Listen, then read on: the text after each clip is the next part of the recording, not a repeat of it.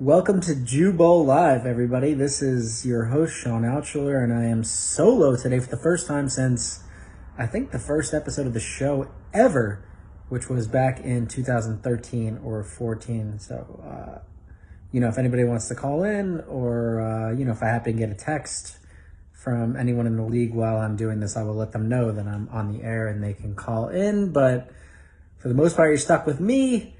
And what I'm going to do over this, I don't know. We'll see how long it goes. I don't think it'll go longer than a half hour. I'd be shocked if it did. If it does, I apologize. You have to deal with me for longer than that. But what I just want to do is, first of all, give a shout out to the teams that are in the playoffs, because as somebody who is not in the playoffs this year, I know what it takes to get there and how much joy it brings when you're there and you can compete for a Jew Bowl and every game is so meaningful, and I miss that. I do. I would love to be there with you guys, and I'll be back, but for right now it's your time. So props to Brett, Tyler, Josh, Ian, Matt, and Devin for getting to that point, because it's not guaranteed. You never know. You could have the best team in the league. You could have a really good team like Ace, and you could wind up going 2-11 or 12, which is shocking, and get the number one pick. So there's nothing guaranteed in this Jew Bowl life. So I just wanted to give props to the teams that made it there. Having said that, I want to just quit. I'll preview the playoffs. And I'd also like to give my theory. At some point, I spoke to Brett about this earlier because it's his birthday and Brett gets inside information. He's the host of Jew Bowl Live, co-host, as well. So he gets inside information on my thought process and what I'd like to talk about. So, you guys will get my theory on team building at some point during this show, because I feel like it is so important, and not that it's ignored, but it is. It's a little bit ignored by some teams, and I think the information I'm going to give you is going to help everybody understand not only my thought process and what I did this year, but also the thought process that goes into building a championship team, because I will guarantee you that whoever wins the championship this year will be thinking along the same lines of what I'm about to tell you. So, first of all, playoffs. We've got two totally different conferences this year. We've got the Ashkenazi, which is basically Tyler dominating from week one until the end of the season, and this is rare, and this is not a feat that should go unnoticed, although he doesn't get a trophy for this as he'd like to, because Tyler lives for the regular season. We should recognize his dominance, because it doesn't happen often. He was the number one point scorer from week 2 till the end of the season. Let me say that again, week 2 until the end of the season. And with the season being an extra week, he basically led the league in scoring from start to finish. The only week he didn't was my week 1, where I scored 250-something, which was like that one of the top scoring weeks in Jew Bowl history. So that's an accomplishment. That just shows Tyler's dominance this year. And to be honest, it shows how great he is as a manager. I know we like to talk about how, he doesn't care, or he's off on his hikes or whatever. But really, when it comes down to it, Tyler is maybe the best manager in this league. And I don't say that lightly, because as his, rival, I'll never admit that he's better than me, and I won't here. I don't think he's better than me. I'm just saying I think he's right there. He's done it year after year. And even though he hasn't won a Jew Bowl since 2012, his dominance year after year in the regular season just shows that he is exceptional at building a fantasy team. So props to Tyler, because if there's like a pantheon, of Jew Bowl owners, if there's a Mount Rushmore, even though he hasn't won in a while, he has more than earned his spot on that mountain. So shout out to Tyler for doing what he does. Like you say you don't care, Tyler. I know you do. It's all like this facade that you put up to try to pretend that you don't care about the league, but you do, and you're good at it. So just own it. Just own it. You're a good ass owner, man. And when you don't win, like when you lost to me 2 years ago, it's not because you're not a good owner. It's because I got lucky. And that's part of the game, as you would know. I happened to beat you on that day, and that's all it is. And the fact that I've beaten you, the last 5 times we've met, or 6 times in the playoffs, that's not a knock on your, quality as an owner. That's just me being in the right place at the right time, and my team being in the right place at the right time and performing. So that's all this comes down to.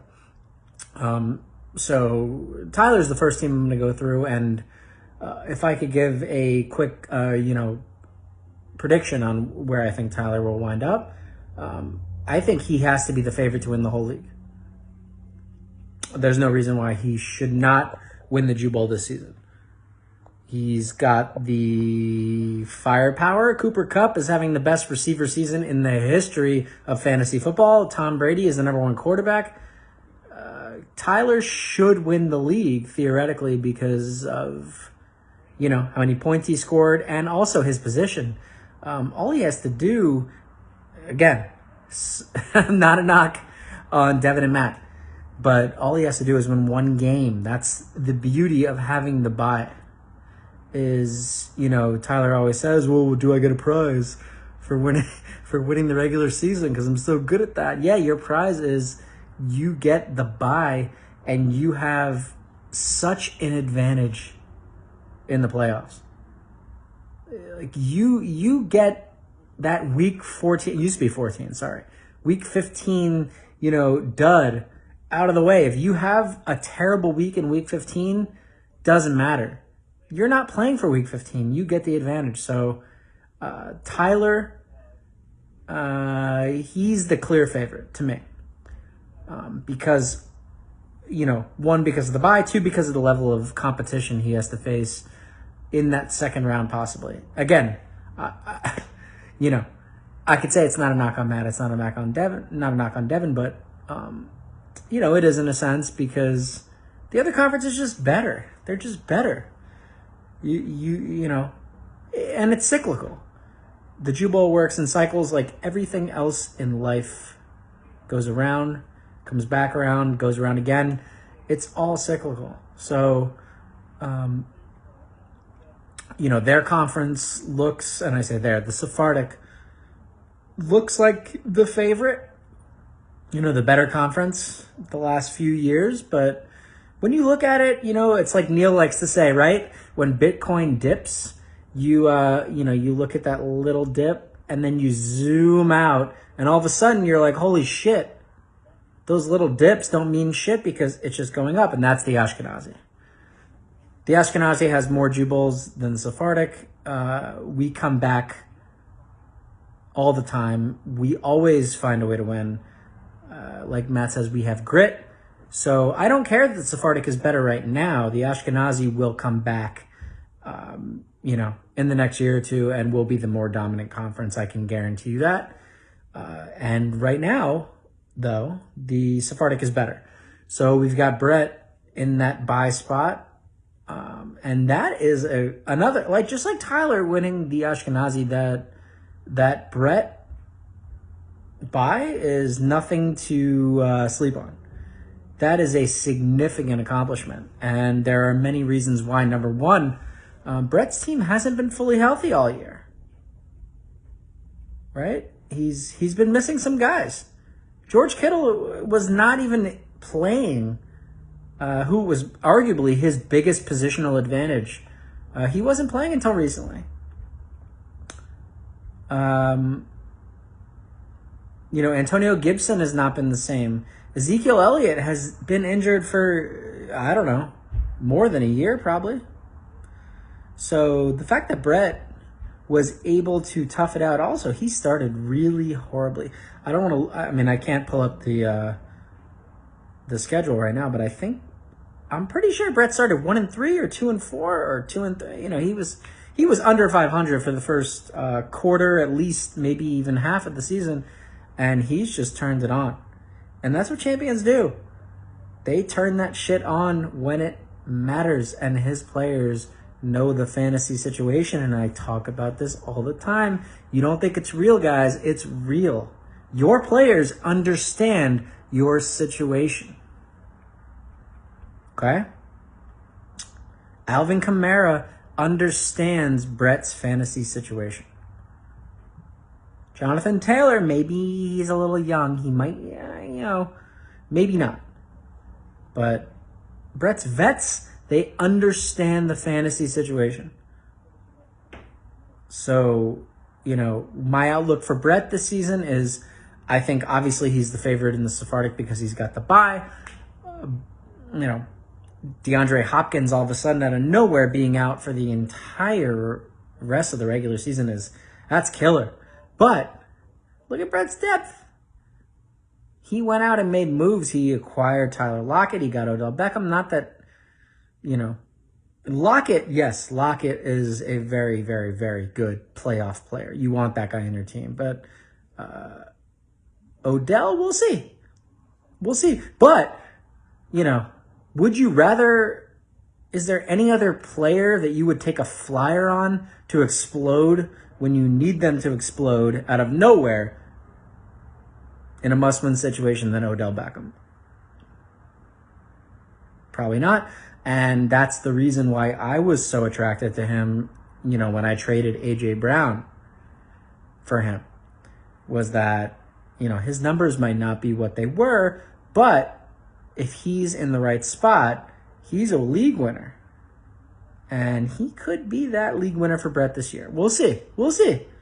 DeAndre Hopkins not being there that's a big loss for Brett. But he's got Jonathan Taylor, who has become the best player in the Juke Bowl. There's not even a debate. Jonathan Taylor's the best player now and in the future. He is the number one dynasty player. There's no arguing it. I mean, if there is an argument, come at me. At me on Discord. But Brett, to me, obviously he's got the bye, so he's the favorite in the Sephardic. And his downfall, if Josh or Ian get through and they see him, Brett's downfall is going to be his quarterback play. He's got Josh Allen. He's got Kyler Murray. Is he going to start the right guy?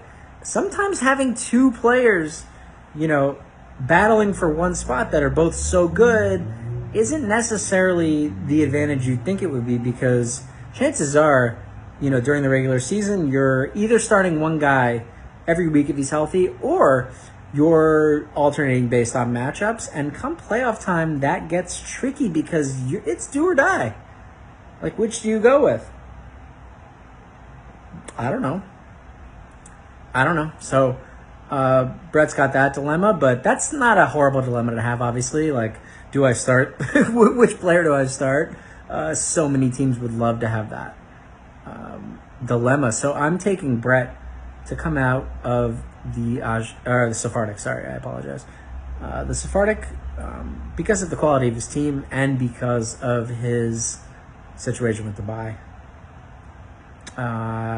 Then you got Josh and Ian, and you've got Devin and Matt, and we'll be right back, and we'll talk about those matchups. Thank you.